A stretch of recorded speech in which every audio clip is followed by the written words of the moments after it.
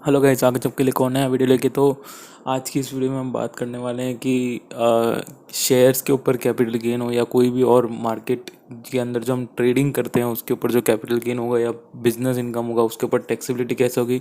तो ये एक थोड़ा सा नया सीरीज शुरू करने वाले, क्योंकि हमने अभी देखा है कि काफ़ी लोग अब शेयर ट्रेडिंग में इंटरेस्ट ले रहे हैं। ड्यूरिंग दिस लॉकडाउन काफ़ी लोगों ने अपने आप को रजिस्टर किया online for trading in shares, future options, debentures. पर कई लोग और चाहते हैं कि हम करें, because as we see active income लोगों की बहुत कम है।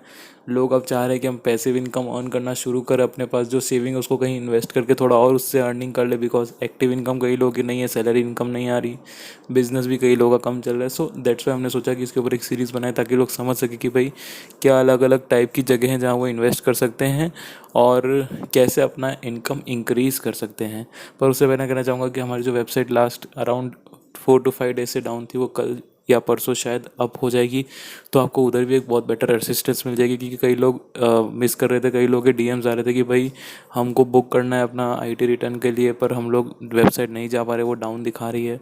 तो we are very sorry for the inconvenience, but कल या परसों से वो ज़रूर वापस बैक टू नॉर्मल हो जाएगी और आप जाके अपने आईटीआर्स के लिए बुकिंग और सब उधर करा सकते हैं और अपना कंसल्टेशन भी आराम से उधर बुक कर पाएंगे।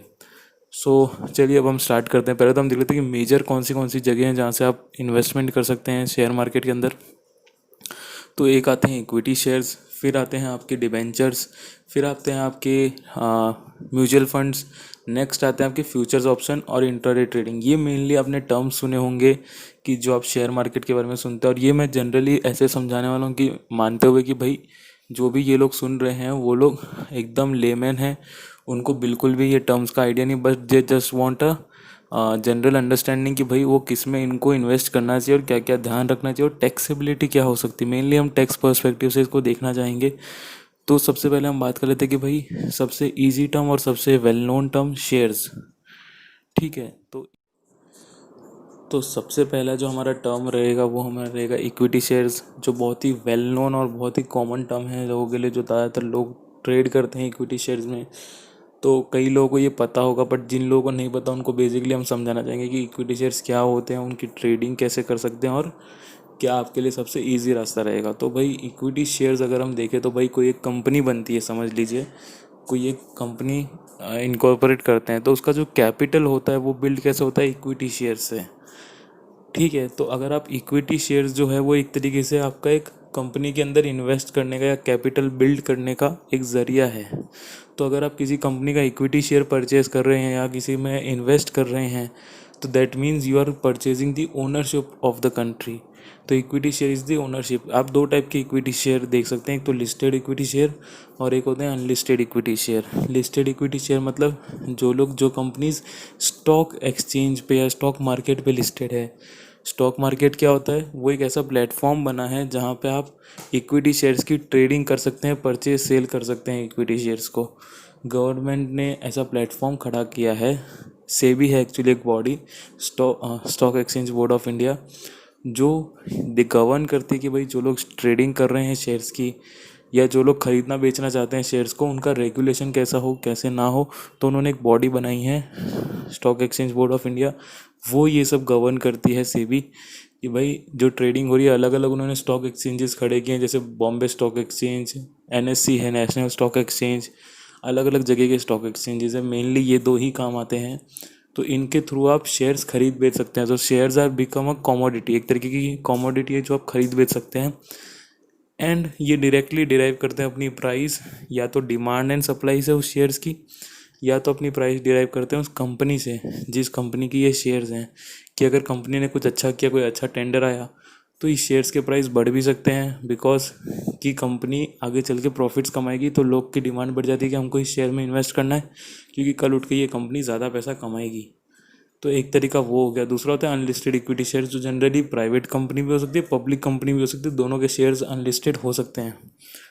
तो दोनों ही केस में वो आपको ऑफ मार्केट, मतलब आपको स्टॉक मार्केट पे वो शेयर्स नहीं मिलेंगे, आपको ऑफ मार्केट पे जाके ही वो शेयर्स परचेज करने पड़ेंगे प्राइवेटली। आपको कहीं पे कोई स्टॉक एक्सचेंज नहीं मिलेगा जहाँ पे ये शेयर्स लिस्टेड होंगे। तो आपको खुद से उनका शेयर सर्टिफिकेट सेल या परचेज करना पड़ेगा। तो ये मेजर डिफरेंस हो गया कि भाई जो लिस्टेड शेयर्स हैं वो स्टॉक मार्केट पे लिस्टेड होते हैं, आप ऑनलाइन उनको परचेज सेल कर सकते हैं। बट जो अनलिस्टेड शेयर्स होते हैं, जो प्राइवेट या पब्लिक कंपनी दोनों के हो सकते हैं, वो कहीं पे लिस्टेड नहीं होते, आपको खुद उनको परचेस करना पड़ेगा। ठीक है, ये हो गई पहली बात, लिस्टेड और अनलिस्टेड जैसे नाम से दिख रहा है। और लिस्टेड जो शेयर्स होंगे वो हमेशा पब्लिक कंपनी ही होगी, क्योंकि प्राइवेट कंपनी ऑफर नहीं कर सकती है लोगों को कि आके वो उनके शेयर्स खरीदें। सो इट्स ऑब्वियसली जो लिस्टेड कंपनीज है वो पब्लिक कंपनीज है। करेक्ट। तो ये तो हो गई इक्विटी शेयर्स के टाइप, कैसे आप उनको परचेज कर सकते हैं।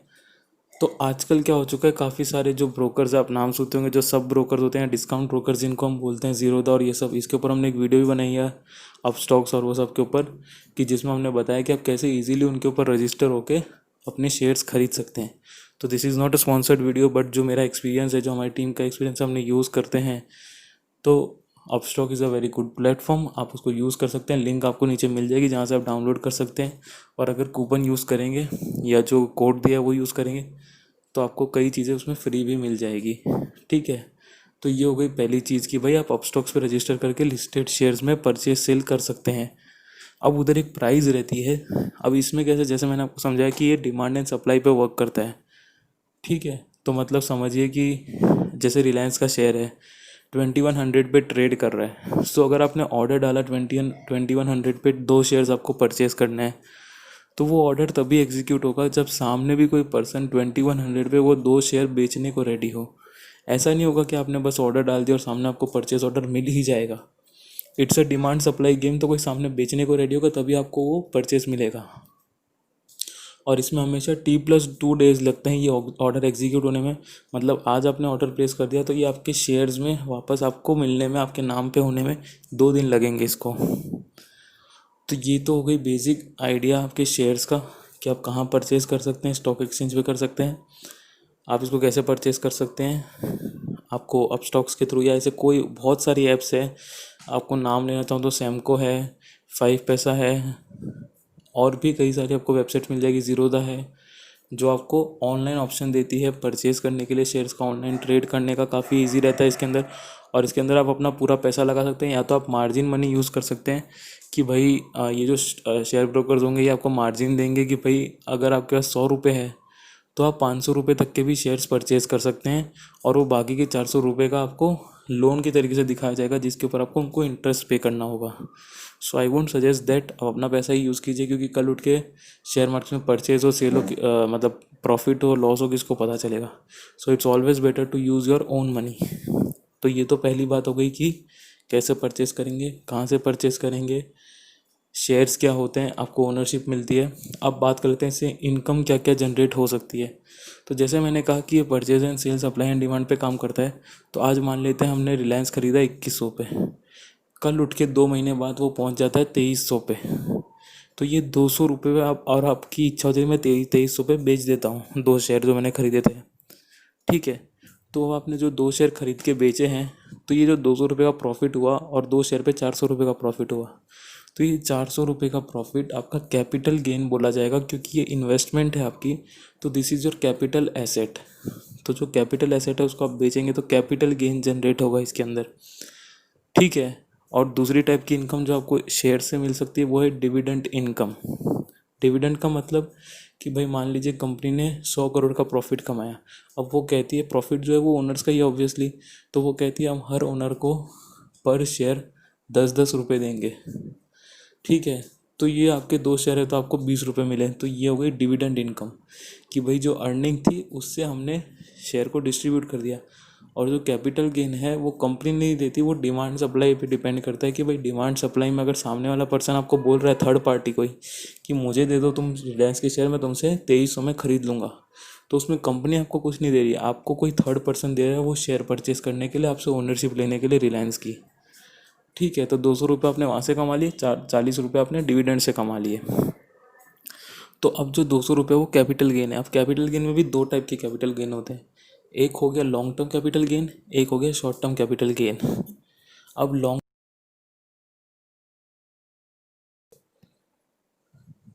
In case of listed shares, ठीक है, in case of listed shares, अगर एक शेयर आप 12 महीने से ज़्यादा अपने पास रखते हैं होल्ड करके, तो वो लॉन्ग टर्म हो जाता है। और अगर 12 महीने से कम रखते हैं तो वो शॉर्ट टर्म रहता है। अब दोनों में फ़र्क क्या है, क्यों इसमें लॉन्ग टर्म शॉर्ट टर्म में इसको डिस्ट्रीब्यूट करना पड़ रहा है, क्योंकि दोनों का टैक्स जो टैक्सेबिलिटी है वो अलग है। अगर लॉन्ग टर्म शेयर है तो उसके ऊपर, और वो लिस्टेड है जिसके ऊपर एसटीटी पे होता है, तो उसके ऊपर टैक्स रेट है 10% की। मतलब आपने एक शेयर खरीदा, उसको 200 में बेचा, 200 का जो प्रॉफिट हुआ लॉन्ग टर्म प्रॉफिट, अगर वो लॉन्ग टर्म है, जैसे इस केस में हम मान लेते हैं शॉर्ट टर्म नहीं है वो लॉन्ग टर्म है, तो 200 रुपये के ऊपर आपको 10% टैक्स पे करना है, मतलब 20 रुपये का। और अगर शॉर्ट टर्म रहता है वो और लिस्टेड है तो उसके ऊपर आपको 15% टैक्स पे करना है। जैसे इसी एग्जाम्पल को मान लेते हैं कि ये 200 रुपये का शॉर्ट टर्म प्रॉफिट हुआ आपको, तो 200 रुपये पे 15% मतलब 30 रुपये आपको टैक्स पे करना है फ्लैट। और अगर आपकी इनकम जो एग्जाम्पशन लिमिट से कम है, मतलब 2.5 लाख से भी कम है, तो उस केस में आपको कोई टैक्स नहीं पे करना है इसके ऊपर। सो ये है मोटा मोटी आपका टैक्सेबिलिटी कि अगर लिस्टेड है, लॉन्ग टर्म है 10% टैक्स, लिस्टेड है शॉर्ट टर्म है 15% टैक्स। करेक्ट, मेरे हिसाब से ये सिंपल होगा, इजी होगा। और अगर आप डिविडेंड अर्न करते हैं तो आज तक पिछले साल तक, मतलब फाइनेंशियल ईयर 1920 तक सारे डिविडेंड एग्जेम्प्ट था, but from now on her dividend आपके स्लैब रेट पे टैक्सेबल होगा। तो अगर आपका स्लैब रेट 20% में फॉल करता है तो डिविडेंड पे 20% टैक्स लगेगा। अगर आपका स्लैब रेट 30% में फॉल करता है तो आपको 30% टैक्स लगेगा। सो आई होप ये बेसिक सी जो क्लास है वो शायद आपको थोड़ी बहुत समझ आई हो। अगर कोई भी क्वेरीज है नीचे कमेंट कीजिए। और अगर आप चाहते हैं कि ये सीरीज़ हम कंटिन्यू करें, इसको थोड़ा और डिटेल में लेके जाएं, म्यूचुअल फंड्स के ऊपर डिस्कस करें कि म्यूचुअल फंड्स का टैक्सेशन कैसे होता है, क्या लॉन्ग टर्म होता है, क्या शॉर्ट टर्म होता है, या आप चाहते हैं कि हम किसी और चीज़ के बारे में डिस्कस करें, जैसे लिक्विड फंड्स जो होते हैं वो उनके टैक्सेबिलिटी कैसे होती है, या फिर आप मान लीजिए कि और भी कई सारी चीज़ें जैसे हमने लिख के रखी है, equity oriented mutual fund, date oriented mutual fund, future option की ट्रेडिंग के बारे में टैक्सेबिलिटी, इंट्राडे का जो ट्रेडिंग होता है उसकी टैक्सेबिलिटी। ये तो हमने भी बहुत एक छोटा पार्ट छुआ है कि जो है आपका इक्विटी शेयर का, उसमें भी हम बहुत डीप में नहीं गए अभी तक, हमने खाली लिस्टेड इक्विटी शेयर्स का टैक्सेबिलिटी देखा है। तो अगर मैं हम लोग सब कुछ लेने जाएंगे तो वीडियो काफ़ी लंबा बन जाएगा। तो आप हमें इस वीडियो का फीडबैक दीजिए कि आपको क्या क्या समझ आया, क्या नहीं आया। अगर कोई क्वेरी है तो इसके बारे में कमेंट कीजिए। हो सकता है हम एक नेक्स्ट सेशन पूरा क्वेरी के ऊपर ले लें। आपकी जो भी क्वेरी होगी डिटेल में हम एक्सप्लेन करने की कोशिश करेंगे सिंपल लैंग्वेज में। तो अगर आपको ये वीडियो अच्छा लगा प्लीज़ लाइक कीजिए, शेयर कीजिए, सब्सक्राइब कीजिए चैनल को। ऐसे कुछ और वीडियोज़ के लिए आप कमेंट कर सकते हैं। अगर आपकी कोई क्वेरी हो तो डीएम भी कर सकते हैं। और जैसा मैंने कहा कुछ दिनों में वेबसाइट स्टार्ट हो जाएगी तो आप उधर भी कंसल्टेशन ले सकते हैं, अपने लिए आईटीआर की बुकिंग कर सकते हैं कि आपको आईटीआर फाइल करना हो तो। और जैसा आपको पता है कि प्रैक्टिसिंग सीए आपको हेल्प करेंगे रिटर्न फाइल करने में। सो अगर आपकी कोई भी क्वेरी हो कमेंट कीजिए, सब्सक्राइब कीजिए इस चैनल को ऐसे ही कुछ और वीडियोज़ के लिए। Thank you.